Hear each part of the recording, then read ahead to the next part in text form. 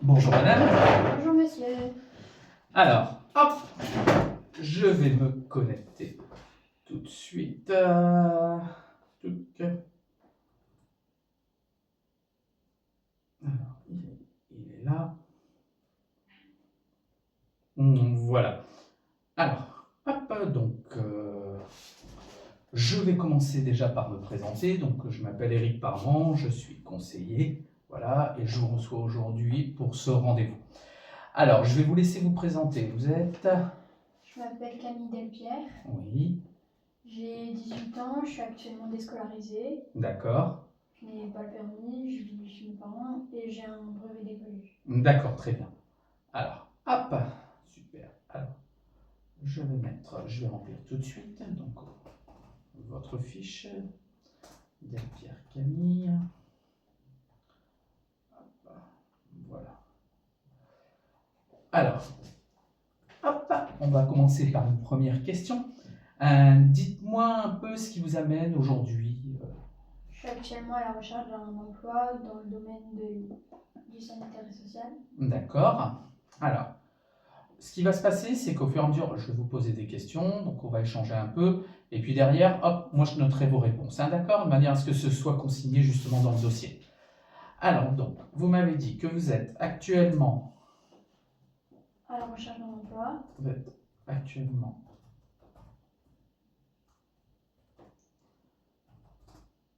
à la recherche.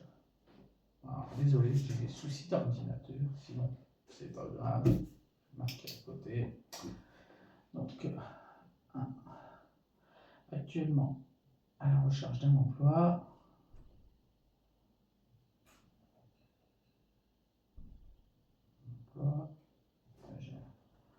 On a un vieil ordinateur nous ici. Ah, voilà. Enfin, combien de temps on va voir hein, la recherche d'un emploi. D'accord. Hop. Alors, parlez-moi justement de votre situation personnelle, s'il vous plaît. je suis célibataire, je vis chez mes parents. D'accord. Pas d'enfant? Non. Très bien. Alors, célibataire. L'ordinateur qui s'occupe.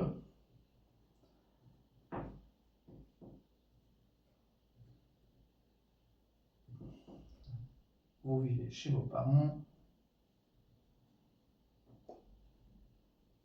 Et vous m'avez dit pas d'enfant. Hein? D'accord, très bien. Hop. Alors, je vais bien se remettre. Votre situation professionnelle. Déscolarisée. D'accord.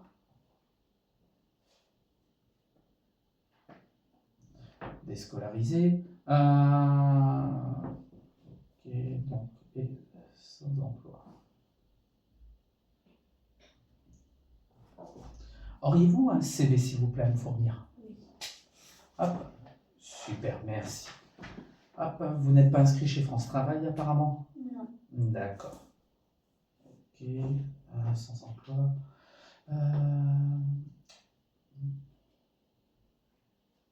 Inscrit France Travail. Très bien. Hop, voilà. Alors, ça, c'est noté. Alors, ensuite, nous allons attaquer une autre question. Quelles études ou formations avez-vous suivies jusqu'à présent? J'ai eu mon diplôme du brevet des collèges D'accord. et suite à ça, j'ai fait une déscolarisation. Ok, donc, brevet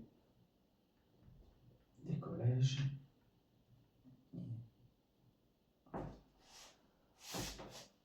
Ok.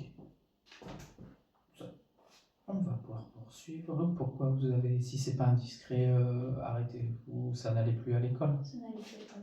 D'accord, très bien. Dans quel domaine vous sentez-vous le plus à l'aise ou le plus compétent? Sanitaire et social. C'est-à-dire l'aide aux personnes? L'aide aux personnes. D'accord. Vous avez déjà aidé au niveau peut-être de votre famille ou quoi que ce soit? D'accord. Alors, sanitaire et social. Deux points. L'aide personnes.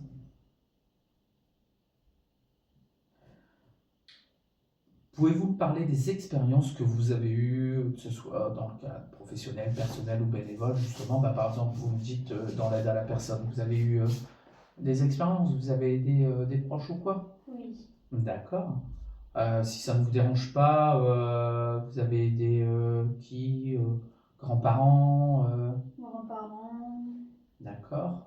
puis à travers certains stages durant ma période de collège, Ok. où on a fait de l'aide à la personne Ok. et de l'assistance aux soins. D'accord. Alors, grands-parents, stage, collège. Vous l'avez fait où votre stage? Dans une EHPAD. D'accord. D'accord. C'était le stage d'observation, ça, le troisième, c'est ça? Stage obs. Je vais éviter de me servir de l'ordinateur parce que tous les 2 minutes, comme il coupe, ça va être un peu compliqué. Jamais pas de bénévolat ni rien, dans quelque chose de social ou quoi, centre aéré ou quoi que ce soit. D'accord. Alors, quelle démarche avez-vous déjà effectuée justement au niveau de vos recherches actuellement d'emploi? Vous avez déjà fait des démarches différentes ou pas? Non du tout. Alors, aucune démarche pour l'instant. Aucune démarche. Donc, est-ce que vous utilisez quand même des outils de manière à pouvoir regarder un peu ce qui se passe, que ce soit Internet ou pas du tout? Non. Non plus.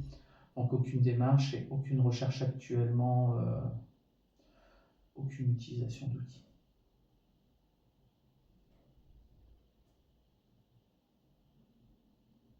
D'accord. Pouvez-vous expliquer comment vous y prenez justement un peu pour rechercher des informations sur les entreprises, sur les offres d'emploi, sur les secteurs justement qui vous intéressent? Est-ce que vous avez là-dessus, vous avez cherché un peu? Oui. D'accord. Sur différentes applications D'accord. pour du travail ou du job, mais rien de concluant à chaque fois. D'accord. Sur différentes applications. Du type Indeed. Indeed, Hello Work. D'accord. Indeed. Hello Work. Et vous cherchez quoi dessus? Plutôt tout ce qui va être comment? Offre d'emploi ou De l'offre d'emploi, des jobs. Moi j'ai fait du job d'été, d'accord. mais rien de concluant à chaque fois. D'accord, ok. Donc plutôt tout ce qui va être offre d'emploi sur différentes applications. Euh, Pouvez-vous me décrire quelles sont, selon vous, les étapes essentielles justement pour préparer et mener efficacement votre recherche d'emploi? Est-ce que pour vous, voilà, ouais, comment, d'après vous, puisque là actuellement vous avez un peu de, voilà, vous n'avez pas encore fait de démarche, tout ça, mais comment vous voyez un peu faire vos démarches? Premièrement, j'aimerais essayer de trouver quelques entreprises, avoir quelques idées, quelques noms d'entreprises et de formations que je pourrais contacter. D'accord. Donc, trouver des entreprises, formation. On va essayer de tout remplir après à l'ordinateur, comme ça je vous débrieferai un peu de ce qu'on va faire. D'accord? Donc pour vous, les étapes essentielles pour préparer et mener efficacement votre recherche d'emploi, ce serait de trouver des entreprises, trouver des formations. Oui. Ok. Rien de plus pour l'instant? Non. Pas d'autres au niveau de vos recherches, au niveau autonomie. Est-ce que vous jugez que vous êtes capable d'avancer seul si on vous donne des missions, des objectifs? Oui. Ok.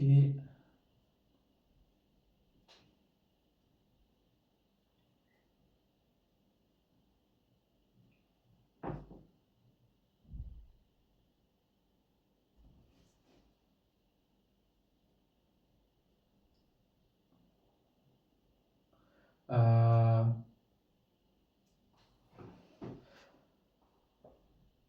Est-ce que vous pensez avoir assez de connaissances en termes de structure, de logiciels d'annonce, de recherche d'emploi ou pas du tout?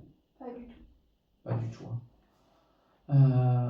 D'accord. Oui, mis à part Indeed, Hello Work et France Travail, vous m'avez cité tout à l'heure, c'est bien Oui. ça.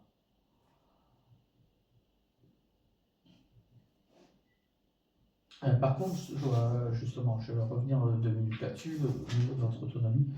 Je regardais un peu. Ouais. Vous m'avez pas mis dessus, vous m'avez dit que vous avez passé quand même votre brevet des collèges, donc vous avez dû le passer.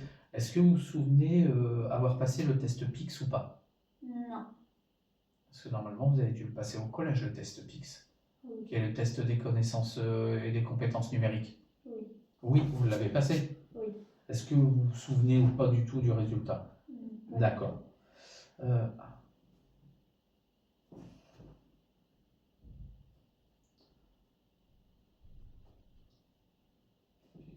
mais si c'est ça, par contre, alors soit vous avez la possibilité de retrouver vos résultats des tests PIX, soit alors il sera important quand même pour moi que vous le repassiez justement via la plateforme France Travail pour dire au moins de connaître à peu près, vous connaissez, donc si vous l'avez passé, le test PIX, c'est votre connaissance un peu sur le numérique, votre capacité à naviguer. Parce que si demain je vous dis, ou sur un plan d'action, voilà madame, je souhaiterais que vous alliez sur le site Indeed faire une recherche d'emploi. Si vous n'arrivez pas à naviguer, ou si je vous demande d'envoyer un mail à telle personne en recrutement parce que justement actuellement elle recherche quelqu'un et que vous n'y arrivez pas, ça va être un peu compliqué. C'est pour ça que je me permets de vous demander. Hein. Alors, ensuite, pourriez-vous me parler des stratégies ou attitudes que vous utilisez pour rester motivé justement et gérer les difficultés pendant votre recherche d'emploi? Comment faites-vous?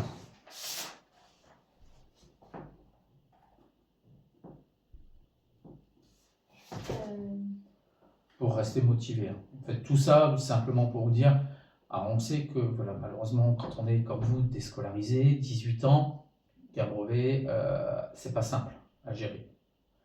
Notre objectif, c'est de venir vous accompagner, vous aider. Donc justement, dans un cadre comme ça, comment gérez-vous? Est-ce que vous arrivez toujours à vous garder motivé au taquet ou par moments c'est très compliqué pour vous?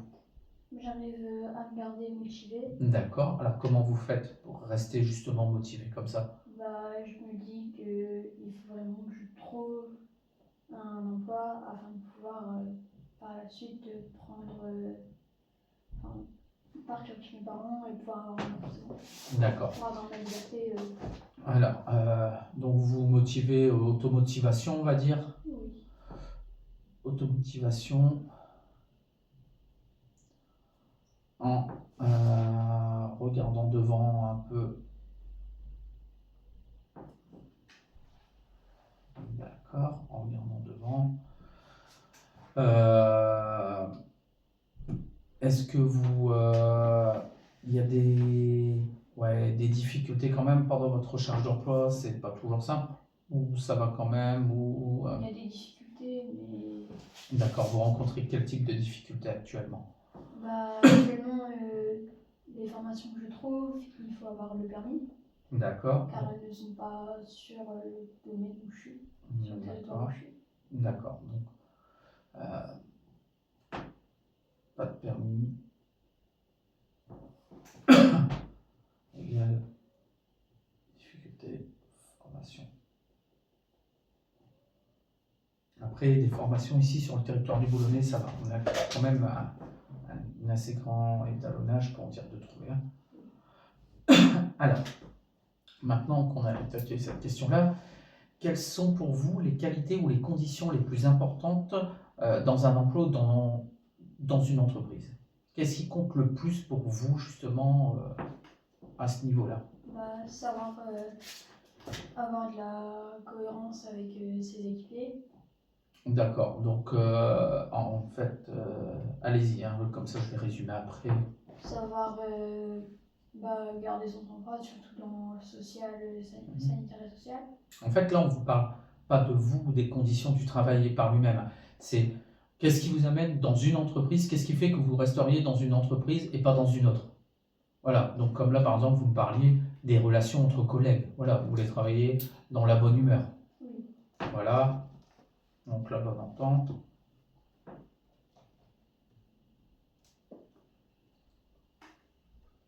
Ensuite, qu'est-ce qui fait que, oui, les conditions les plus importantes, qu'est-ce qui, voilà, ça peut être les horaires, ça peut être le salaire, Bah, les horaires, le salaire, puis le fait que bah, ils embauchent quand même si on n'a pas la facilité de se déplacer. Car bah, étant donné que j'ai pas le permis, il faut que les horaires coïncident avec les horaires de bus. ouais, ça par contre après. Se me déplacer plus facilement. Alors, je l'entends et je suis d'accord avec vous. Cependant, comme vous le savez, dans le domaine sanitaire et social, il y a énormément de travail, le week-end, les fériés, voilà, vous êtes amené à travailler en poste ou quoi.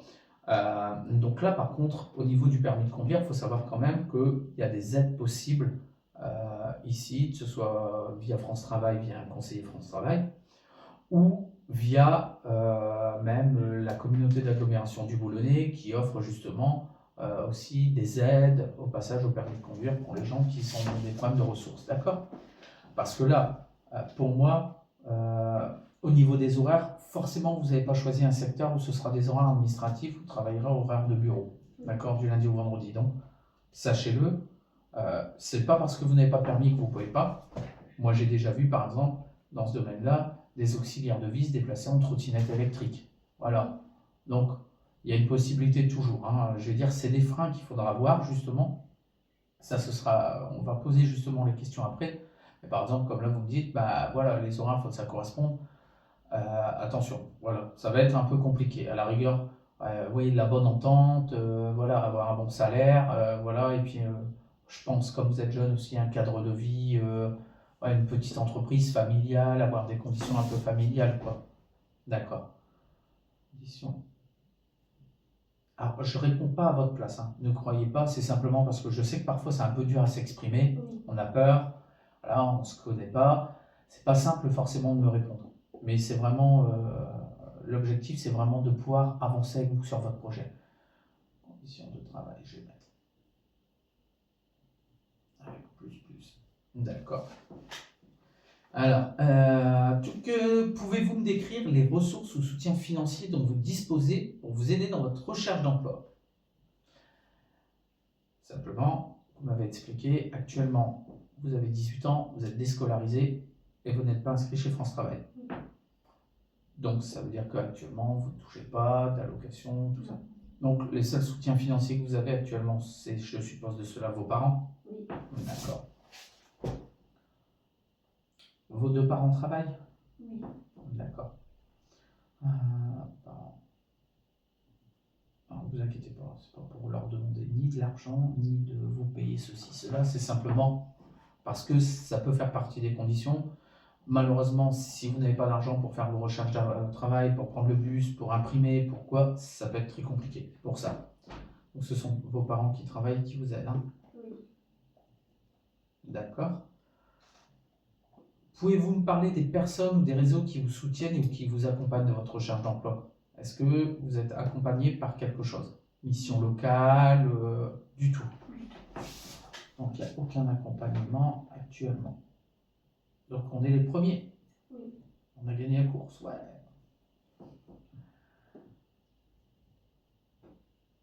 Accompagnement, d'accord.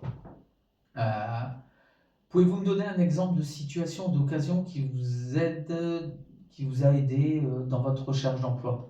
Est-ce que vous avez eu une situation ou une occasion qui vous a un peu aidé et vous avez dit, tiens, actuellement, il n'y a rien du tout qui, justement, même pas une connaissance qui vous a dit, tiens, il y a un forum, tiens, il y a ceci, pourquoi tu vas pas voir là? Vous êtes vraiment seul, en fait, pour tout. Ouais, ça, c'est pas cool pour vous, quoi. Parce que quand on n'a aucune aide comme ça extérieure, personne pour vous guider, voilà, c'est pas simple et je me mets à votre place. Hein. Franchement, vous avez un sacré courage parce que c'est aucune aide. vous arrivez. Alors, maintenant, justement, on va revenir un peu sur la question qu'on vous avait posée. Donc, on est bien nous 7. Ça va vite, hein. Pouvez-vous me parler des démarches administratives qui vous semblent difficiles et qui compliquent votre recherche d'emploi? Et si vous en avez, comment vous les gérez? Alors, les démarches administratives qui vous semblent difficiles, c'est par exemple si vous avez des problèmes de compréhension. Si justement, voilà, vous n'avez pas accès à Internet chez vous. Voilà, ça peut être ça qui peut vous, justement, ce sont les démarches administratives si vous n'arrivez pas à comprendre. Voilà, est-ce que vous rencontrez justement ouais, des difficultés justement là-dessus? Non. Non, il n'y a aucune difficulté? Ok.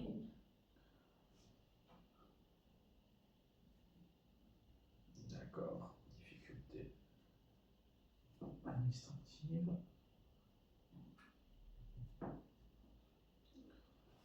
Pouvez-vous me parler des obstacles d'ordre familial ou social qui peuvent compliquer votre recherche d'emploi? Grande question. Oui. Alors, voilà, à nouveau, je vous traduis parce que ce sont des questions un peu types hein, dont on sert. Alors, quand je vous dis pouvez-vous me parler des obstacles d'ordre familial ou social qui peuvent compliquer votre recherche d'emploi, ce sont vraiment les obstacles, par exemple, si vous avez des enfants, si vous êtes séparés, voilà. Est-ce que vous avez des obstacles familiaux? Est-ce que, par exemple, bon, vous m'avez dit votre papa et votre maman travaillent, pas de personnes dans la famille que vous devez aider, donc voilà, aller soigner une grand-mère, aller ou quoi que ce soit. Non. Rien du tout de tout ça, hein. Rien du tout, ça. Pas d'obstacles non plus social qui peuvent vous rendre difficile parfois l'accès au travail. Non. Non plus, d'accord. Aucune difficulté. Tout ça, ça peut vous sembler bizarre comme question. Alors, je vais vous dire pourquoi. Mais simplement, c'est ce qui va me permettre derrière de travailler sur votre plan après et de faire l'évaluation de ce rendez-vous et de derrière vous faire une proposition de plan d'action ensemble. C'est parce que selon les réponses que vous donnez, forcément, les options ne sont pas les mêmes. Donc, ce sera pour faciliter. Pouvez-vous me parler des difficultés financières qui peuvent limiter vos démarches ou opportunités dans votre recherche d'emploi? Alors là, il y en a forcément, parce que comme vous n'avez aucun revenu, je me doute que c'est pas simple forcément non plus dans le cadre de votre recherche d'emploi pour pouvoir vous déplacer. Oui. Voilà. Alors, quelles sont les difficultés financières voilà. Comment pourrait-on dire ça? C'est à vous aussi hein, de me dire, je suis pas là, je viens pas vous tirer les verres du nez, je suis pas là pour vous embêter, c'est simplement pour que vous m'expliquiez bien. Donc pour vous, comment vous expliquez-moi?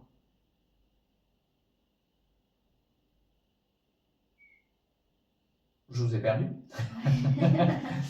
Alors, déjà c'est bien, au moins vous rigolez. Les difficultés financières, c'est justement de ne pas avoir de revenus. Oui.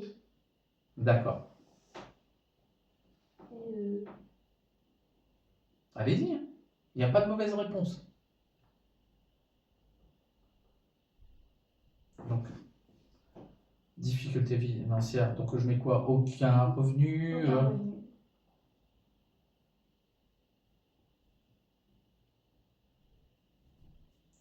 juste aide des parents. Oui.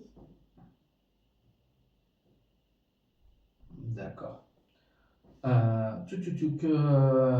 Pouvez-vous me parler des aspects liés à votre santé qui peuvent rendre votre recherche d'emploi plus difficile?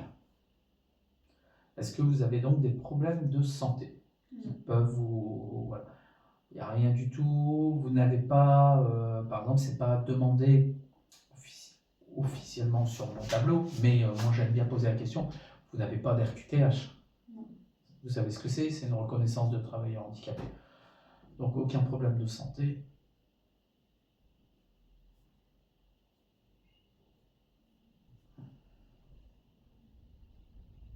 Très bien. Pouvez-vous me parler des contraintes liées à votre localisation ou vos déplacements? Alors, là, oui, il y en a. Oui. Les contraintes. Alors allez-y, je vous écoute. Donc pas le permis. Pas le permis, je peux me déplacer que sur sur les endroits où il y a le réseau de bus. D'accord. Donc uniquement sur le réseau.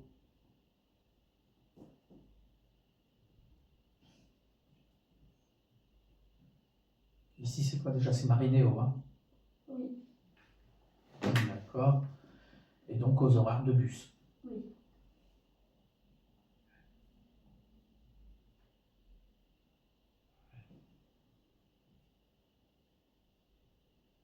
Très bien. Ouais, ok, ça me permet de savoir justement. Donc, vous ne pouvez en fait vous localiser, vous déplacer pardon, professionnellement uniquement que sur le réseau Marinéo et aux horaires de ceci. D'accord. Alors, Et je peux rentrer sur le réseau de bus de Calais, mais ça varie des horaires.